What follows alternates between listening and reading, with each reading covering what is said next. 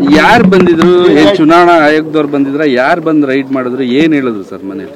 ಚುನಾವಣಾ ಆಯೋಗ ಮತ್ತೆ ಎಕ್ಸೈಸ್ ಕಮರ್ಷಿಯಲ್ ಟ್ಯಾಕ್ಸ್ ಆರು ಇಷ್ಟು ಜನ ಬಂದಿದ್ದಾರೆ.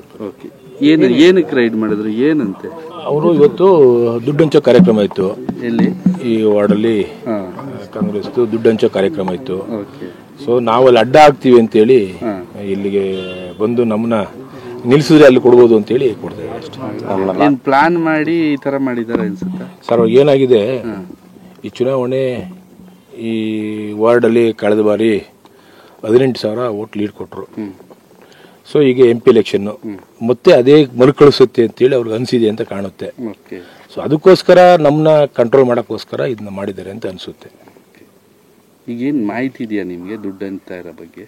ಮಾಹಿತಿ ಇದೆ ಅಲ್ಲ, ನಾವು ದುಡ್ಡು ಹಂಚಕ್ಕೆ ಅಬ್ಜೆಕ್ಷನ್ ಮಾಡೋದೇ ಇಲ್ಲ. ಯಾಕೆಂದ್ರೆ ಪಾಪ ಬಡವರು. ನಿಮ್ಮ ಉಬ್ಬಿದ ರಕ್ತನಾಳಗಳ ಸಮಸ್ಯೆಗೆ ಎವಿಸ್ ಆಸ್ಪತ್ರೆಯಲ್ಲಿ ಕೇವಲ 30 ನಿಮಿಷದ ಲೇಸರ್ ಚಿಕಿತ್ಸೆಯೊಂದಿಗೆ ಮುಕ್ತಿ ಹೊಂದಬಹುದು.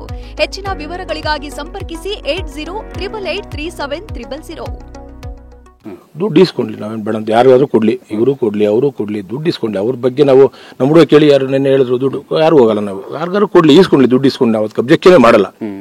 ನಾವು ಎಲೆಕ್ಷನ್ ಒಳ್ಳೆ ರೀತಿಯಲ್ಲಿ ಮಾಡ್ತೀವಿ ಸರ್. ನಾವು ದರ್ಪ ದುರಾಂಕರದ ಎಲೆಕ್ಷನ್ ಮಾಡಲ್ಲ. ನಾವೆಲ್ಲ ಕೈಗೆ ಕಾಲಿಗೆ ಬಿದ್ದು ಜನಗಳಿಗೆ ನಾವು ಓಟ್ ಕೇಳ್ತೀವಿ ಹೊರತು. ನಿಮ್ಮನೆ ಯಾಕೆ ರೈಡ್ ಮಾಡಿದ್ರು? ನಾವು ಇಲ್ಲಿ ಕಾಂಗ್ರೆಸ್ಗೆ ವಿರೋಧಿ ಅಂತ ಅನ್ಕೊಂಡ್ಬಿಟ್ರು ಅವರು.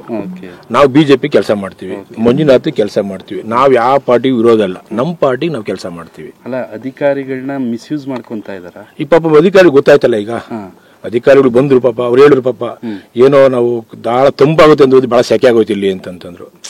ಅಂದ್ರೆ ಗೊತ್ತಾಗ್ತದೆ ಯಾವ ಅರ್ಥದಲ್ಲಿ ಹೇಳಿದ್ರು ಅಂದ್ರೆ ಏನೋ ಸಿಗುತ್ತೆ ಅಂತ ಬಂದ್ವಿ ನಾವಿಲ್ಲಿ, ಏನು ಇಲ್ವಲ್ಲ ಅಂತಂದ್ರು. ಬಟ್ ಪಾಪ ಅವ್ರೇನೋ ಏನು ಪಾಪ ಅವ್ರಿಗೆ ಯಾರು ಪ್ರೆಸರ್ ಇದೆಯೋ, ನಾವ್ ಯಾರ ಬಗ್ಗೆನೂ ಮಾತಾಡೋದು ಬೇಡ ಸರ್.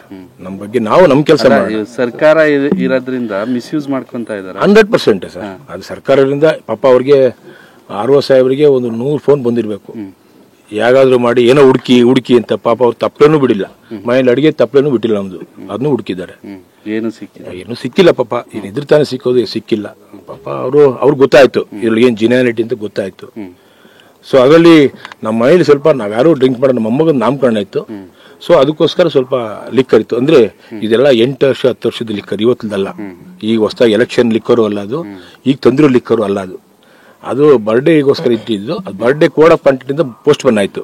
ಸೊ ಅದು ಬಿಟ್ಟರೆ ಬೇರೆ ನಮ್ಮಲ್ಲಿ ಏನೂ ಸಿಕ್ಕಿಲ್ಲ ಪಾಪ. ಎಲ್ಲ ಇನ್ಸ್ಪೆಕ್ಟರ್ ಏನೋ ಜೆರಾಕ್ಸ್ ಮಾಡ್ಕೊಂಡ್ಬಂದ್ರ ಅಷ್ಟೇ. ಇದು ಸ್ಟೇಟ್ಮೆಂಟ್ ಇದಕ್ಕೆ ಸೈನ್ ಹಾಕಕ್ಕೆ, ಅಕ್ಲೈನ್ಮೆಂಟ್ ಕೊಡಕ್ಕೆ ಸರ್. ಈಗ ಅವ್ರ ಕರ್ತವ್ಯ ಮಾಡಿದ್ದಾರೆ, ಅಧಿಕಾರಿಗಳು ತಪ್ಪು ಅಂತ ಹೇಳಂಗಿಲ್ಲ.